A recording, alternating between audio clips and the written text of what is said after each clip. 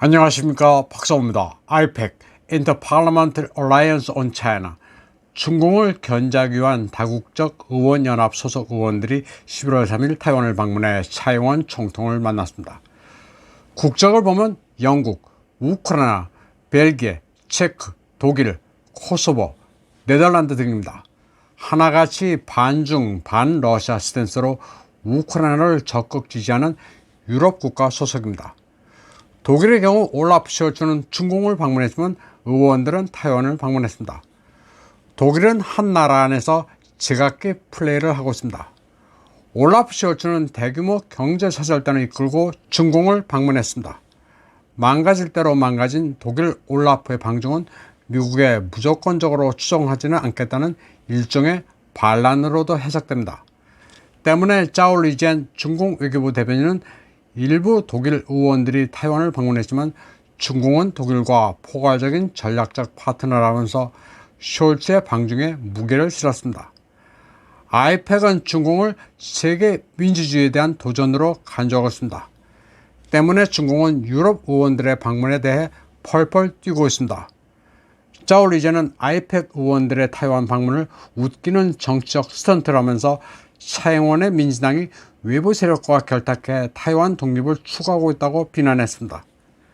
아이펙 의원단이 차이 총통과 접견하는 자리에서 우크라이나 의원 니콜라이 크냐지츠키는 차이원 총통에게 전통 셔츠를 선물했습니다.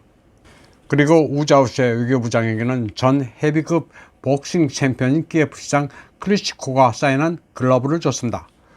우자우시의 부장은 우크라이나 깃발색 리본을 착용하고 국기 앞에서 복싱 글러브를 착용하고 포즈를 취했습니다.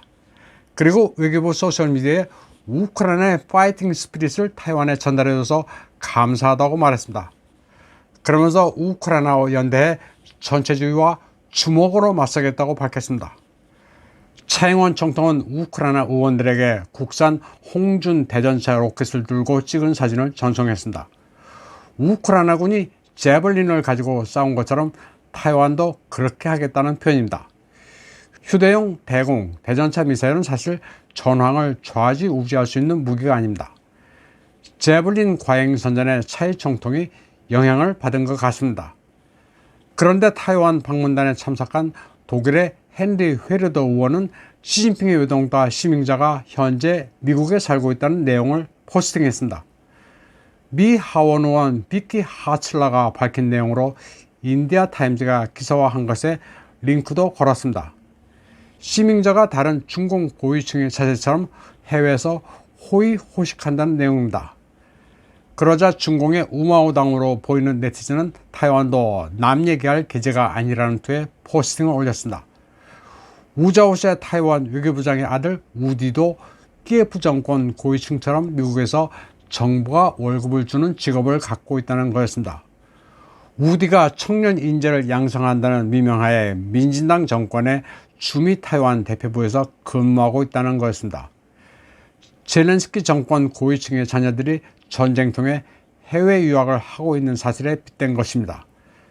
그러면서 우자오시가 외교부장으로서 타이완을 위해 싸울 것으로 기대하지 말라고 비꼬았습니다. 이에 앞서 10월 27일 우크라이나 의원단도 타이완을 찾아 입법원을 방문하고 차이원 총통을 접견했습니다. 타이완은 2월 분쟁이 시작되자 러시아 제재 대열에 동참했습니다. 그리고 폴란드, 체크, 슬로바키아 등을 통해 인도적 물자를 지원했습니다. 4,500만 달러의 현금과 600톤이 넘는 생활용품, 의약품 등을 우크라이나 지방정부에 제공했습니다. 우자우시의 외교부장은 키예프, 하리코프, 부차의 시장과 통화하고 우크라이나 정교수장과도 영상으로 만났습니다. 우자오시의 외교부장은 이에 그치지 않고 5,600만 달러를 추가로 지원하겠다고 말했습니다. 그러면서 우크라이나 국민들은 끝내 승리할 것이라고 말했습니다. 타이완은 우크라이나와 함께 자유민주주의를 지킬 결의가 있다고도 했습니다. 타이완의 민진당은 우크라이나의 속성을 잘 모릅니다. 그저 러시아라는 큰 나라의 침략을 당했다면서 이를 중공의 무력 위협과 동일선상에 놓고 일치시키고 있습니다. 그런데 공교롭게도 타이완과 교류를 확대하자고 한 나라들은 우크라이나, 리투아니아, 에스토니아 같은 극렬한 반러 반중 국가들입니다. 진영 대결 구도에 정확하게 동조화 현상을 보이고 있습니다.